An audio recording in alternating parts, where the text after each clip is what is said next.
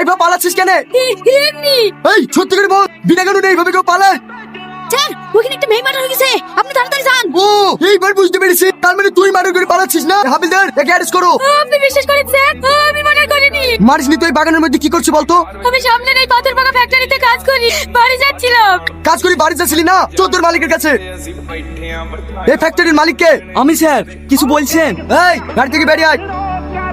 এই ছেলেটাকে আপনি চেনেন? চিনবো না কেন? এর নাম সালাম, আমার ফ্যাক্টরিতেই কাজ করে। আপনার এই লেবার একটা মেয়ের প্রতি লোভ করে মার্ডার করে পালাচ্ছিল। হ্যাঁ, তোকে আমি এত ভালো ভাবতু, আর তুই একটা মেয়েকে মার্ডার করেছিস? আপনি বিশ্বাস করেন মালিক, আমি মার্ডার করিনি। এই সত্যি কথা বল, নাল থাপড়ে গাল লাল করে দেবো। মার্ডার করিসনি তো পালাচ্ছিলি কেন? আমি সত্যি কথা বলছি, আমি মার্ডার করিনি। আমার মেয়েদের প্রতি কোনো লোভ নেই। আপনাকে বলছি, ওকে কিন্তু সত্যি কথা বলতে বলুন। আপনার ফ্যাক্টরির পাশে মার্ডার হয়েছে, আমি কিন্তু আপনার পুরো ফ্যাক্টরিকে সিল করে দেবো।